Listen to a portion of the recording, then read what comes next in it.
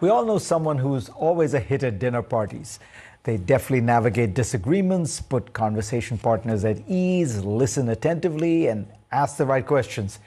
These are the same people who seem to effortlessly click with friends and colleagues. Well, my next guest has a name for them: super communicators. And he says they possess a skill set that can be learned. Charles Duhiggs is a Pulitzer Prize-winning reporter. His new book is Super Communicators: How to Unlock the Secret Language of Connection. Charles, I want to begin not with the solution, but with the problem. Part of what drew you to this book is the way in which we have as a country become unable to communicate, particularly across political divides. Absolutely. You know, there was a time when our parents and the parents of folks watching were in school. They took a class called home economics or interpersonal relations. We learned in high school how to have conversations with each other. But as schools became more technical, that dropped out of the curriculum, and we're seeing the consequences of that now. We've forgotten how to have these conversations. We've just gotten out of practice of having them. I wonder whether a lot of it is that we communicate now in a very weird way, largely through emails, through texts, through social media, which is all written, and where you never are seeing the human being you're communicating. I'm always struck with the fact that I get a certain amount of nasty stuff on Twitter and things like that.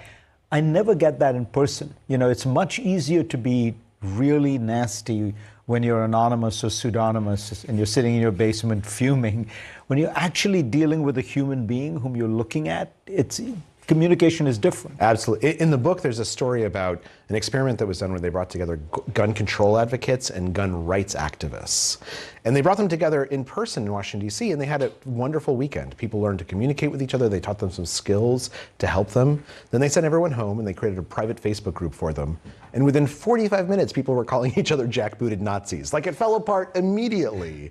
And I think exactly for the reason you mentioned is that oftentimes we tend to forget that different forms of communication have different rules, different norms.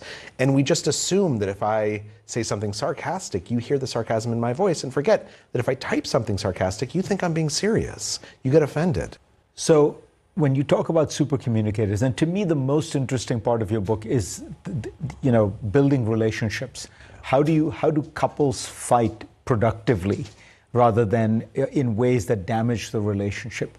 What do you think the key is there? Because that, in some ways, is the most important communication human beings will have in their lives, because it's daily and it's high stakes. Absolutely. This was actually one of the things that led to the book, was that I would come home from work and get into this bad pattern with my wife, where I'd complain about my day and she would give me good advice. And instead of being able to hear her advice, I would get even more upset. And I would say, why aren't you supporting me? Why aren't you? And when I went and I talked to researchers, what they told me is, look, here's the mistake you're making. We tend to think of a discussion as being about one thing, about your day. But actually, every discussion is made up of different kinds of conversations. And they tend to fall in one of three buckets. There's practical conversations where we're solving problems together, making plans. There's emotional conversations where I might tell you how I feel. I don't want you to solve my feelings, I want you to empathize. And then there's social conversations, which are about the social identities that are important to us and how we think society sees us and each other. And if we're not having the same kind of conversation at the same moment, that's when miscommunication occurs. So if somebody is clearly in an emotional mindset, if you match them or you invite them to match you, then you're going to connect with each other and you're going to be able to hear each other much better.